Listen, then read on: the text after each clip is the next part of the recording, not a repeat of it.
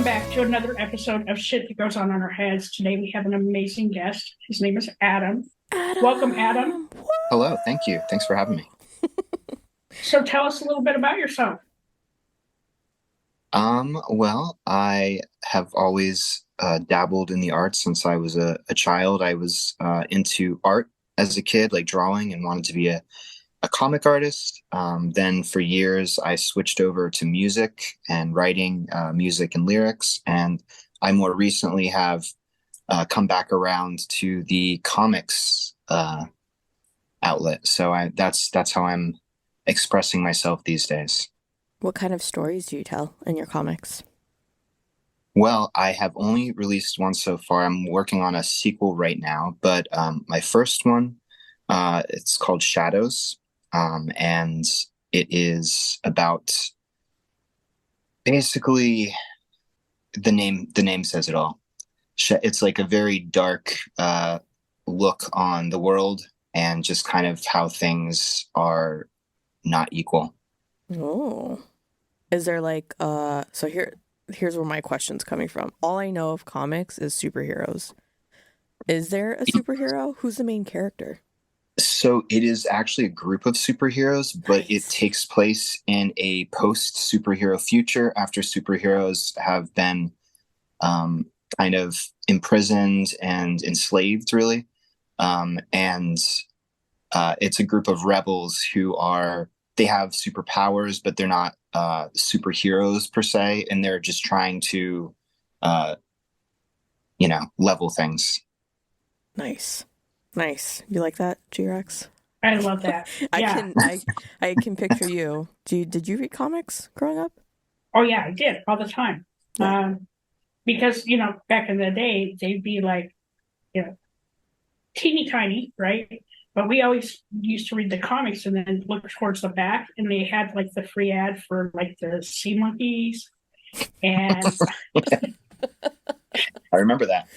remember that? Like they Yeah, had sea monkeys and like magic tricks and shit like that, right? odd And things. Yeah, yeah, go ahead and laugh at me. I am showing my age, whatever. it's true. It's, But yeah, I love comics. Like it's a way to escape, it right? is for sure. My brother was huge into them, and I remember trying to get into them, but he was very protective of his comics, and they all had Hmm. like their own little like sleeves and like the special box and all this shit. And I was just like, I couldn't, yeah, I never really got my own comics, I guess. He was an investor. He was investing in the price bump in the future. And I wish I could remember because I don't remember them being like Batman or Spider-Man. Like it was something else. And like, I know he's going to hear this and be like, how could you forget? It was blah, blah, blah, blah, blah. Like, I don't know, dude. I don't know. Funny. When did you start doing that? So the Shadows graphic novel that I released in 2022 was actually based on characters I created in the early to mid 90s when I was in Wow. elementary school. Yeah. And so it was something that I was like pretty disillusioned. I was living in New York for a little bit, and I was pretty disillusioned, feeling very like separate from anything, and kind of like revisiting some old stuff that I did. And I was like, and I wasn't really feeling the music I was writing anymore. And I was feeling like, an imposter almost, like I wasn't an authentic writer anymore. And I was like, I hate this. And so I just kind of went back to my roots, which was, I wrote some stories and made and drew these characters. And like I said, I originally wanted to be a comic artist. I didn't keep up with that. So I'm no longer a comic artist. I'm just the writer. But I work with some great people who make really cool pictures. But these characters, yeah, I created when I was like between 8 and 12 years old, mostly. Wow. And was it like an escape for you? Oh, for sure. Yeah. I mean, in elementary and middle school, I was getting very, very bullied. And this was something that it was kind of helping me just deal with just, existing out in public kind of thing, Yeah. you know. So yeah, it was all art. I feel like for me at least, and I'm sure for a lot of people, is kind of therapeutic. Yeah. Yeah. That's why I loved reading in like middle school, high school, I would just go and read all kinds of stuff because it was like an escape. I wasn't very good Absolutely. at telling my own stories, but I will dive into somebody else's. That's awesome. Yeah. Yeah. What about you, G-Rex? Did you read books? Oh, I read books. I read a lot of books. I love to read. And, I also played sports and just, trying to escape what was really going on, right? Like, there was a lot going on, like during my childhood. And, it's just a way for me to get away. Like, I didn't have to, if I was reading, I was in somebody else's world and not my own world. And so I didn't have to deal with the outside world. Absolutely. So you still find it therapeutic now as an adult to... I do. I do. The kind of main hidden character of the book I recently released is something I created that was like the darkest recesses of my mind that I just kind of came up with this guy Alexander, and he really represents just despair and a feeling of like helplessness. Yeah. So I have a weird question. After you've created a piece of art, right? Is it like a release for you, or do you go back and read it again?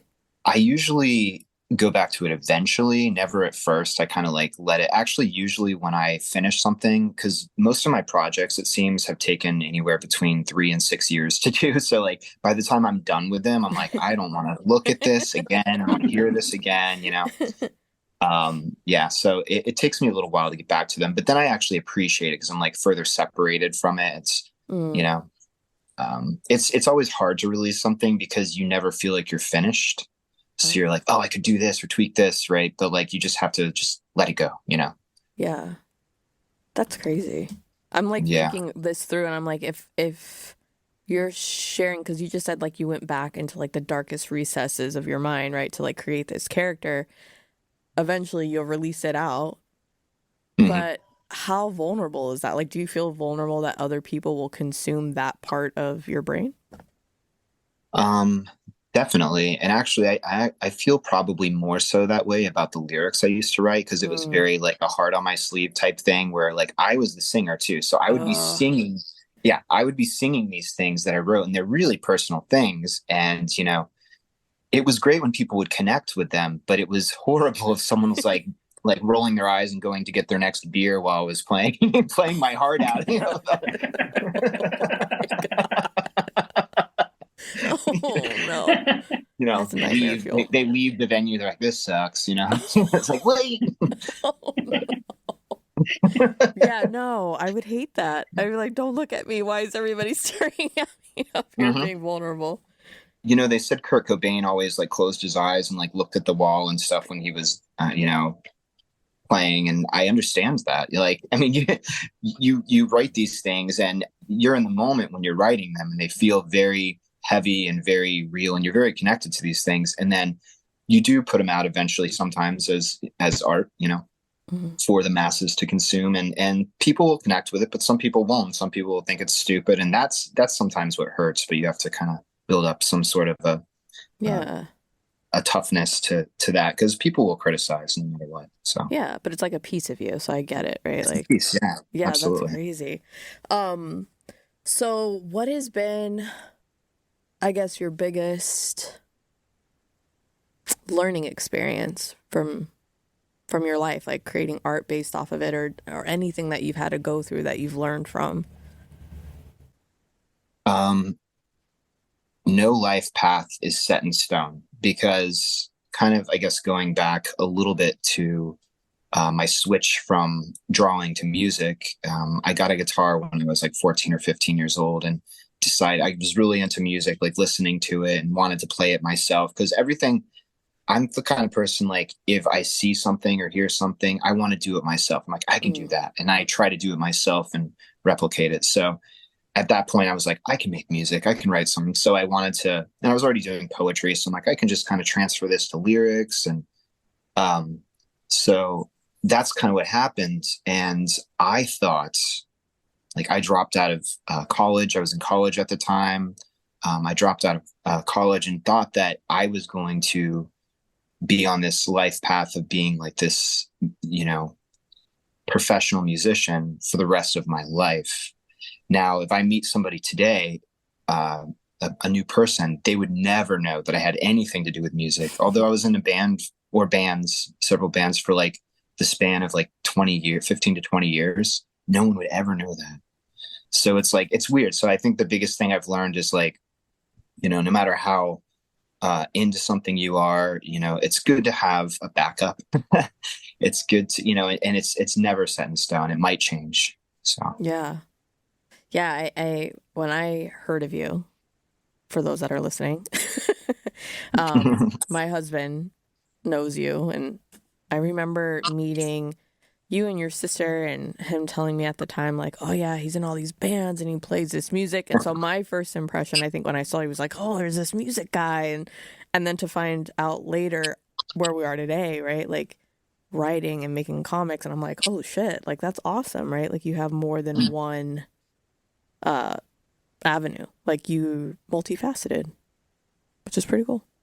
I try to be. I just get like really obsessed with things and then like Really? just dive into them. So at that point, it was music, and it's always been writing. I feel like as I'm looking back at my life, not that I'm like a senior citizen or anything, but like as I look back at what I've done so far, it's always been revolved around writing, storytelling of some sort. So Yeah. And do you think your storytelling helps you deal with like your mental health and 100%. and can give and helps you with your like self-love and self-care and, and just telling your story? Absolutely. Absolutely. And like I said, that guy Alexander, the kind of main character of the Shadows graphic novel, he is kind of in many ways me. Things that I've gone through, things that I've felt, and it's that his story arc in that book is really one of exploring mental health and being okay with who you are, kind of thing, and accepting yourself and not demonizing yourself or hating yourself or listening to what other people are saying about you, and actually having confidence in who you are. Man. Wow, that's powerful. And I think there's so many people out there that need to like, read graphic novels like that, or even books, because that self-talk we have in the back of our head, Yeah. we're just mean to ourselves. I'm my own worst enemy. I say the meanest shit. I say worse stuff to me than anyone ever could or has. Like. So I try to work on that. That's the thing, is to not let yourself freely bully yourself. Yeah, we were just talking to somebody the other day who said that they realized they had a lot of negative self-talk, and what they were doing was what did she say? For every bad thing she said about herself, she had to say, was it five good things? Five good And I things. was like, oh my God, like that would take me all day to go through that list. I'm like, that's telling though. Like I agree. I think we're all our own worst enemy, and Yeah. our expectations for ourselves are so high that I agree. and I don't know where it comes from. Doesn't really make sense, right? Like you can do whatever you want, but I mean, I think that you want the best for yourself as a person, and you kind of become your own cheerleader, but also your own, like, I guess, I don't know, coach. And I don't know, I wasn't super into sports, but I always feel like coaches are pretty hard on you. yeah. But you kind of like, I'm going to try to make it the best for yourself. But in that process, you could definitely hurt yourself, because you want the best, but you're so focused on improving that sometimes you're not really monitoring how you're talking to yourself or trying to improve that. Yeah. Counterproductive. So much truth to that. Do you ever take a look back and like, or maybe throughout the process of writing a song or creating a character, do you ever discover something new about yourself, or like tap into something that you hadn't quite figured out yet? Not really. I mean, I feel like I've always personally been very self-aware. But when I do that, one of those things, I definitely kind of swim in that feeling or thought for a little while, and kind of soak it in. And maybe not in a good way, sometimes, but truly, I mean, even if I do like already know that certain thing about myself or am aware, it may, shed light on something to help me improve that or change it, so yeah, that could Very possibly cool. happen. Very cool. Yeah, I could see me like doing that, like you said, Adam, we are our own worst enemies. We are Yeah. so mean to ourselves. We say shit to ourselves that nobody else would ever say. They might be thinking it, but they'd never say it to our face, right? In the Right. meantime, we're like talking to ourselves like, you're a dumb asshole. And like, Damn. yeah, like I've really been working on like not doing that, right? Like that negative self-talk. Because it makes you feel like shit. Yeah. The world's already kind of making you feel shitty. You don't need to make yourself feel shitty. Absolutely. Yeah. Yeah. Yeah. The shit that goes on in our heads about ourselves, right? Dude, seriously, I'm like, I'm happy nobody can hear what I say to myself. Here's what I've learned about myself. I hate failing, but it's inevitable, right? Like, no one's perfect, especially if you're doing something you've never done before. Your chances of failure are high. That shit will eat at me for days. But I was just thinking, like, I wish I could have turned that into some form of art. Like, I'm pretty sure I have, like, notebooks upstairs of, like, really bad poetry that, like, in the moment I was like, this is deep. And if I was to read it now, I'd be like, oh, Jesus. But, yeah, like, how do you, besides writing and creating characters, is that your only outlet? Or is there other things that you do to help, I guess, with those types of situations? Well, I do still struggle like a lot with anxiety and, sometimes bouts of depression and stuff. So, I do try to, go to counseling as often as I can. It's not like always, but I try to, I go through periods of time where I'm more so in counseling than not. But I advocate for that because I think that, we could all use someone to talk to who doesn't know us or, could kind of, objectively look at things and kind of maybe give us a different perspective. So I try to do that. And just, speaking of music or art in general, like you are what you consume. And I love stuff like, metal and like heavier, darker music and stuff. But I got to tell you, like listening to that a lot of times doesn't help the situation. Like, changing what you listen to or what you're watching or what you're reading or, that can totally change your outlook on things. So, yeah, I can totally agree. Like if I'm in a dark place, I won't listen to dark music. I'll try and listen to like, something peppy, something to get my heart racing, or I'll go listen to a funny podcast, something to make me laugh because the healer for me is laughter, right? If I'm laughing, I'm feeling a lot better because now my endorphins are raised a little bit. I can have a clearer head or I'll try and go to the gym. Haven't been in a while, but I need to go back. But like those are the things that I do. And I'm a huge advocate for therapy. Absolutely. I don't think I'd be where I am today without therapy. It's super helpful. I think once I started therapy and started kind of healing parts of myself, I noticed that it was what I was consuming, right? Like I could no longer watch shows that I had been watching or binge watching on Netflix. Like I was like, ugh, like I don't want the drama. I don't want to hear about somebody's like I couldn't watch that anymore. And the music, same. Music will change my mood, but I think I've always used it that way. So if I'm tired, I'll put something upbeat, or if I'm like angry or I need to get it out, I'll put something heavier, right? Like, so I've always kind of used it. That's like my biggest thing is music for mood and my candles. my woodwick candles that, anything that I know I love, I'll put it on if I'm feeling shitty because it'll help. It'll help change the mood for me. So does that mean like when I see you in a couple of weeks, you're going to have like all your candles out? Dude, I don't think you realize my candle obsession. I'll show you when you get here. I love a good candle. I'm a little scared for that. Can we not maybe have them at the table when we do like the live version? Right. Yeah, I don't want to burn anybody. We don't want to. I saw you guys are doing a live version. That's awesome. Yeah. Yeah, we wanted to, we were mindful of like the listeners we have that are experience holiday depression. And we have, I know we have people out there that are just alone during the holidays. So having the live show where they can come and chill and sit with us is kind of the vibe we're going for. Very cool.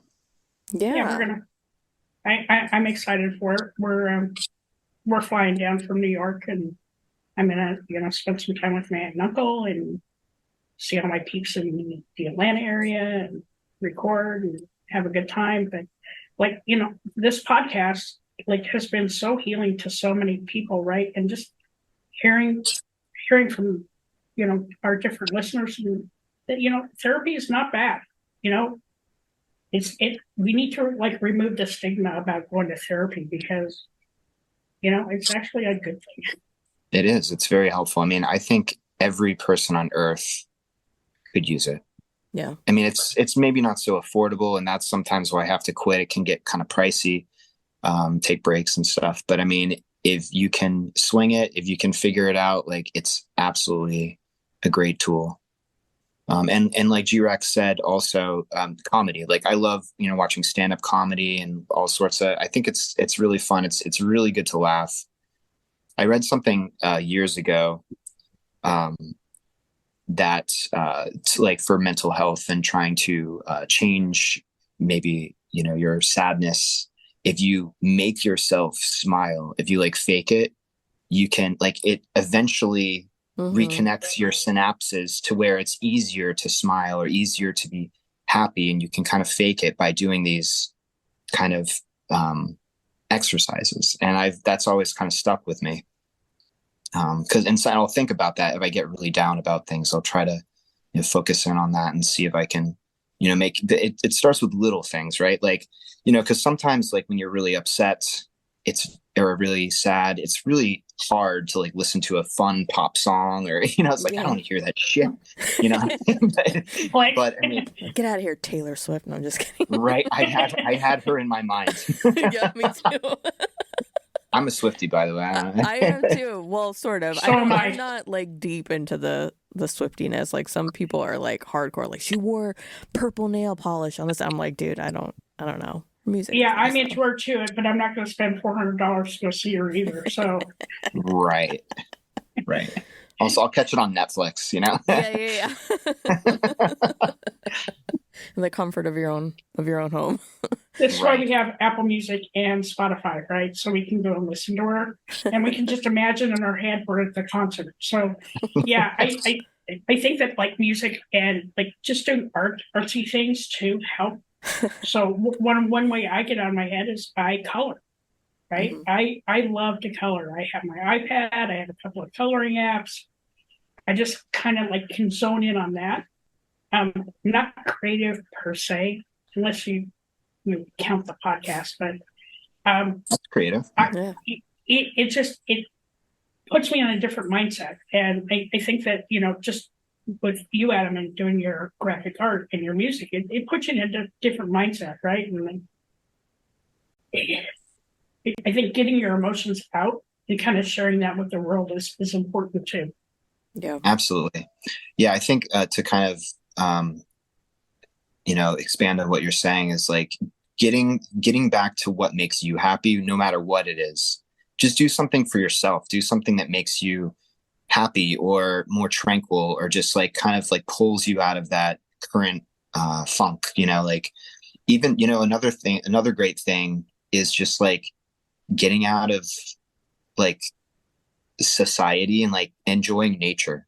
Just enjoying like the simplicity and beauty of nature really helps clear someone's mind. Yeah, we have so many people say that, and I never do that, but I'm like, there's got to be truth to this because, like, absolutely, yeah, like I'm like, I gotta get outside more. Like, there really is. I mean, we live on 8 acres, so I can go right outside my back door, and I can walk right into our forest. That's awesome. Just being around that nature, like smelling the smells, or like in the summertime, I'll go out in my bare feet, and I can ground my feet into the dirt. I'm not going to do that in the winter because I'm going to get frostbite. But what do you think it is about just being outside though that's so calming? It's very zen. Yeah, super zen. And like, smell a flower. Or like I have a nice big herb garden outside, so I'll go up and smell the rosemary and smell the mint, smell the basil, or walk out like 5 feet into my forest and there's all these big trees and you can see where the deer made their path. And like you get outside of where you currently are in your head because it opens up a new world for you. Yeah, it's true. You get so stuck in your own headspace, and then you go out to nature and you're like, wow, all these things I'm concerned about and that are like weighing me down are really meaningless, or not meaningless, but not so heavy in the grand scheme of like the universe, and like just seeing like nature in the world. And it's like, this is really like beautiful, beautiful chaos. It's just like, it's random, but it's like beautiful. And you just kind of, I don't know, it just helps with perspective.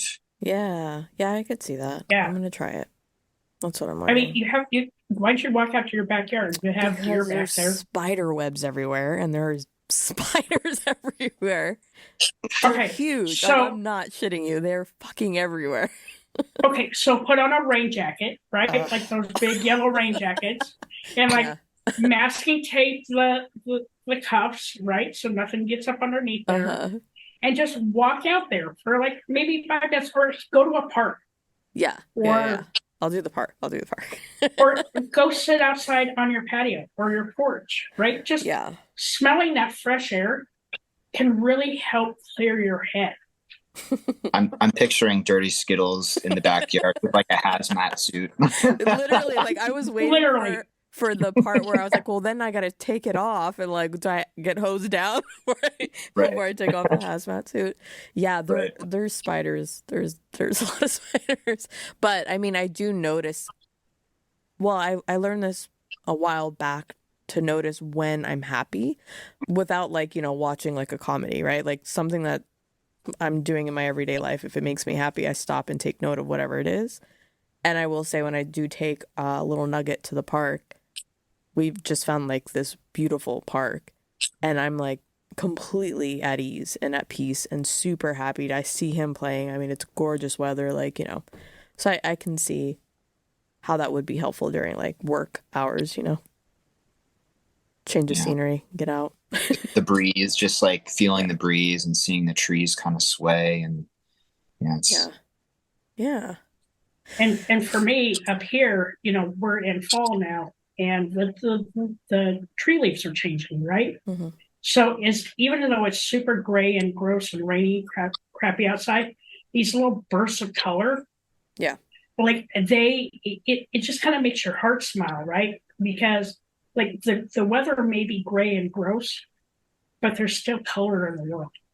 Yeah. So if you can focus on the color in the world, even when we're going through that shit that's going on in our head, just focusing on the colorful objects that we see in the world, like love, life, kids, family, husband, wife, all of that, girlfriend, significant other. Focus on those happy things, and it makes the shitty stuff a little less shitty. Yeah. Yeah, you got to focus on the shit that's going on outside your head, right? Yeah. All right. I have a couple of fun questions. G-Rex, you're off the hook because you answered this in the last one. I think we're going to do this every episode, maybe. Okay, Adam. If you could change anything about your life, what would it be?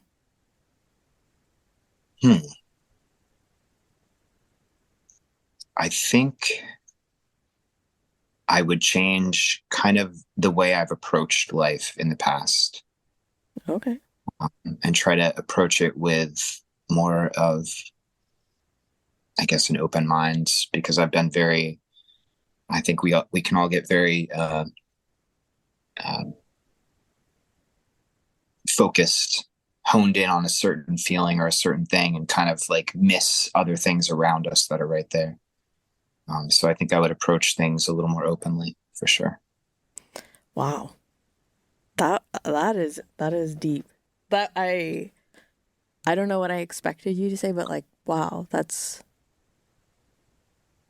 I don't know what I expecting me to say that. No, like I think there's like I have admiration for that, and like I'm like, wow, yeah, like it would change my life as well if I was to not be so scared or closed off to possibilities, you know? I Right. love that. Same with me. I mean, you told me I didn't have to answer it, Yeah, but I have a different go answer for it. than what I had in the last episode. Is I would change I might have changed my career path a little bit and not gone down a technical route so much and more of like a customer servicey people-ish kind of route because I really like being around people. I'm a true extrovert. So like when COVID came around, I felt like I was in hell, right? Like I couldn't hug people, I couldn't be around people. And so it was really hard for me. But I would do something where I could be like my true self, right? Where I'm not like cornered into a certain type of job. Yeah, do what you love. Well, it's not too late though. That's true. Oh, I'm doing what I love now. So you know what? That's I may awesome. be You would have started 60. earlier, is what you're I saying. would have started earlier. I'm Yeah, 60 now, so now I'm really living my true life. that's awesome. That's great. Okay, next question. If you could go back to a younger version of yourself and give that version of yourself advice, how old were you and what would you say? Oh man, Sorry. there's so many things I'd say to younger me. Uh, probably I'd say the Adam in his early to mid 20s needs to hear, stop being such a fucking asshole, dude.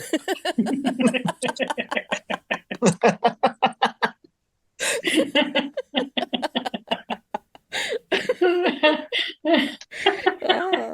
Can you imagine seeing yourself, like future self, being like, stop being an asshole? Like, oh, what is going on? like, whoa, no way.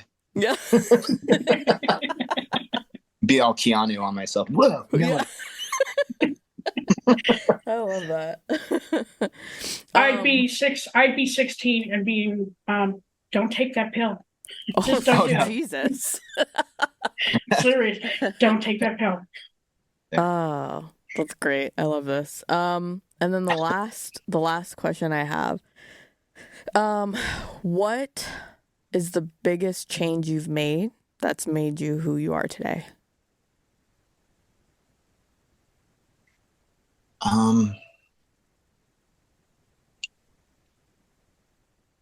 I think the biggest change that I've made is I've tried to refocus my energy and my time on things, on people that really matter to me, Mm. and not so much worried about people who don't matter and things that are less relevant, and just, focus where the love is. Yeah. I love that. love that. I love that. For me, putting up that drama box. If it smells like drama, it doesn't get to come into the box anymore. I said so after my breakdown, I set up some serious boundaries. You know, being a true empath, you know, I would take on everybody else's issues. Now I don't do that anymore. If it smells like drama, it don't come into the box anymore because I'm taking care of me. I am number one. That's a superpower. That is. You've got a drama shield. I got the drama shield. Like I just wrap that shit around me. I'm like, it smells like drama. It doesn't get to come in today. It's a good That's awesome. good superpower. What about you? My superpower? Or No, my you're answers to these questions? Yeah. Oh, Yeah. You shit. ask them, you need to answer them. Would I change anything? I probably am going to steal your answer.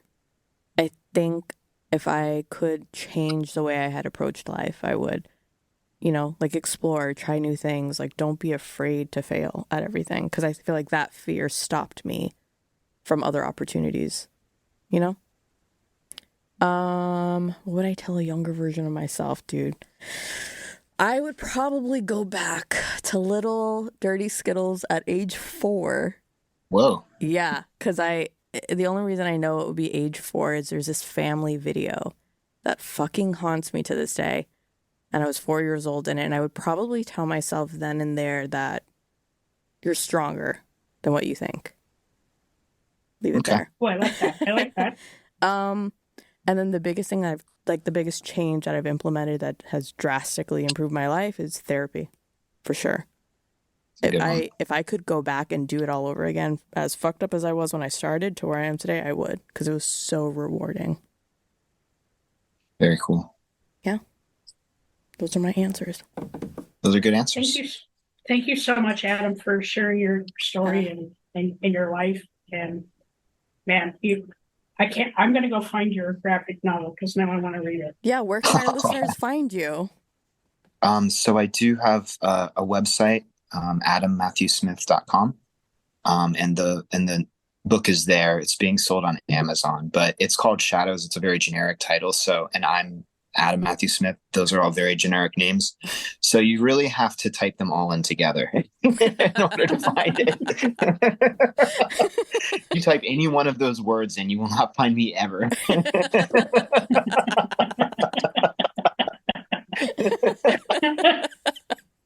But I love that. Oh, Adam.